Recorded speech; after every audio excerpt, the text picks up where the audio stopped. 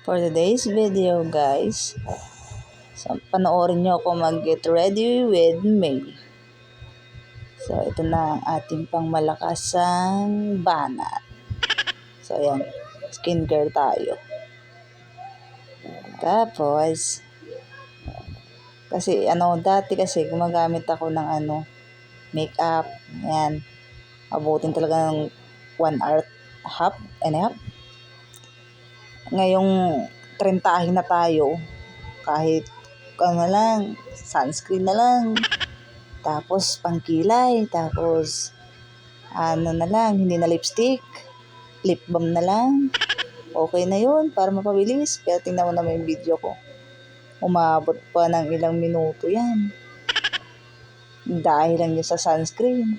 Siyempre mamaya kailangan pakado, kasi baka paglabas natin mukha tayong multo, yung puti yung mukha tapos yung leeg hindi. Siyempre kailangan pantay. Hirap kayo ipantayan, lalo mabilis matuyo. So ayan, pagmasdan nyo lang ako hanggang maumay kayo sa akin. Ayan, puro lang sa mukha yan, iba pa kasi sa katawan. Sige, adjust. O yan, ito iba naman yung sunscreen natin sa katawan. Yung sa mukha iba din yun. Siyempre kahit maitim tayo, kailangan natin maproteksyonan laban sa araw yung ating mga balat. Matrintahin na tayo, mukha na tayong matanda, ang mga balat natin klubot na. So ayan, sige, ubusin ang skincare. Basta may pambili pag meron, sana. So ayan, konting ayan, dito tayo sa kilay naman next. Kailangan pantay. Siyempre kung may makakita sa atin, sabihin hindi pantay yung kilay natin, so plakak, ganyan lang yan. Dati hindi kaya yung klase ng kilay ko hindi ako ganyan magkilay. Lang yan, mabilis ang lang yan, hagod, kumbaga. Hagod. Kasi tayo, may pupuntahan kasi tayo, kaya kailangan natin magkilay. Siyempre, mag-a-apply ka, kailangan presentable yung mukha. Pag natanggap na tayo, wala nang kilay-kilay, wala nang lipstick, skincare na lang, sunscreen na lang sa mukha, leeg, tapos kamay, katawan, braso. Yan. Hindi pa yan hindi pa yan makontento, kasi baka daw hindi pantay. Sige, laban na yan. Laban, may sabong. Yan ko nga pala tinawag na si mama, kasi lapit na rin na siya umalis. Konting na lang yan, review sa mukha, kung pantay ba o hindi. Kasi madilim pa yan. Baka kasi hindi natin sure kung ano yung tsura natin paglabas.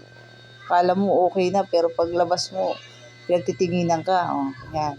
Okay na ba? Okay na, syempre. Titignan pa yan. Alamin niya kung pantay na nga ba.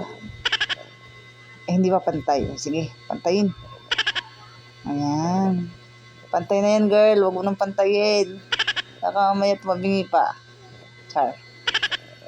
Pantay. Hindi nga pantay. Nulit pa. Kaya mahirap sa mga babae mga ganito. Para di ba madali lang para sa amin mga ganyan. Hindi kami consistency sa mga pagmumukha namin. Ay, ako lang yata yun. Sige. Palag. Yan. Okay na daw, sabi niya. Yan, get ready na. Tapos mamaya uuwing mandirigma. Yung aalis ka ng fresh, tapos uuwi ka ng mandirigma. Ay, aray ko. Lip balm na lang, huwag na lipstick. Sabi kasi nakakaitim daw ang lipstick. Tama itim din yung labi ko. Hindi naman ako nanigarilyo. Inborn daw yun. Yung pinaglihi ka sa duhat ng kunik ang putik. So ayan, tama na, sinasabi sa'yo, tama na. Hindi maumay kayo sa akin, sa salamin pa lang inaabot na ng ilang minuto. Abutin ng 6 minutes yan. Susuklay pa yan. Tapos iipitan pa kasi pag natuyo ang buhok tas hindi mo inipit yan, mukha kayang mangkukulam. Walis na lang ang kulang. Ayoko rin kasi magpa-ribbon. Kasi yung last ribbon ko talaga ay sunog. Ang dami kong split ends. Kaya di bali ng walang ribbon, may ipit naman. Tsaka iniipit ko din naman kahit nag-ribbon kaya wala din, useless din yung ribbon. Kukulot pa rin. Kaya okay na sa akin yan. Go. So, malapit na matapos. Konting panood pa. Konting umay pa. Tsaka maiksi ang buhok ko. Lugi ako sa pera.